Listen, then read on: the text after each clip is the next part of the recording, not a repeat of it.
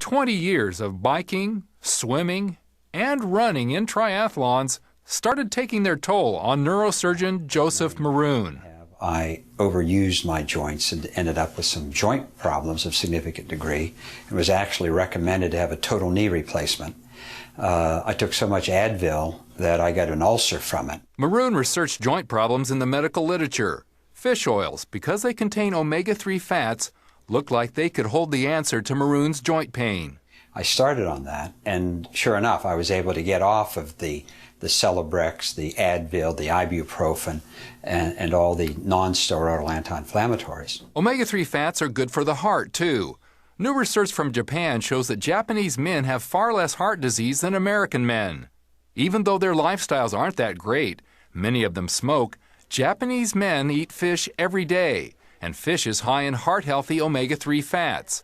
When Japanese men move to other places, they stop eating so much fish, and their heart health becomes as bad as men in the United States. Maroon also finds omega-3s useful in his specialty, neurology. He designed a study for his large numbers of back and neck pain patients with disc problems. Many of these had been recommended for surgery, others that I would have operated on myself. Patients took 2,300 milligrams daily of concentrated fish oil. 60% were able to go off their pain medication.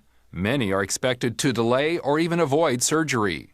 Nutrition expert Ann-Louise Gittleman sees another important benefit from omega-3 fats. That the omega-3s are just about the ticket these days for healthy hearts, for healthy brain function, for healthy joint function, and are also important, believe it or not, for weight loss. A study had two groups who ate the same level of calories and fats, but one group took 6,000 milligrams of fish oil in place of 6,000 milligrams of dietary fats like butter and cooking oil.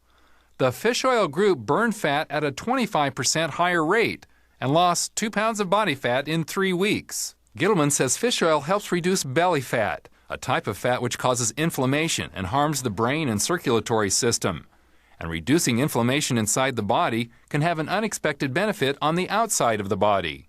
If in fact you have skin problems, we've seen a lot of kids with acne or people with eczema or psoriasis clear up beautifully within a relatively short time. And for the sake of babies in the womb, Maroon says it's just plain wrong for doctors not to encourage omega-3 fats for pregnant women. It's almost criminal at this time because the baby's brain, the fetal brain as it develops, requires a large amount of so-called DHA. DHA is one of the two main components of fish oil. The other is called EPA. One of the ways they work together is by squelching the silent inflammation of disease. I know if a splinter is in my finger, it hurts. My coronary arteries don't know when the plaque is building up to the point that it's squeezing the blood from my heart until I develop angina or a heart attack. That same silent damage characterizes Alzheimer's disease as well. High doses of omega-3s are reported to slow down that inflammatory brain damage. So how can we compete with the Japanese in getting the benefits of omega-3 fats? The Japanese average a serving a day of fish, about 3 ounces. That provides 1,300 milligrams of omega-3 fats. The average American averages little more than 1 serving of fish a week. That provides a fraction as much fish oil, only 200 milligrams a day. So how do we make up that difference? For most people, 1 to 3 fish oil capsules a day will take up the slack.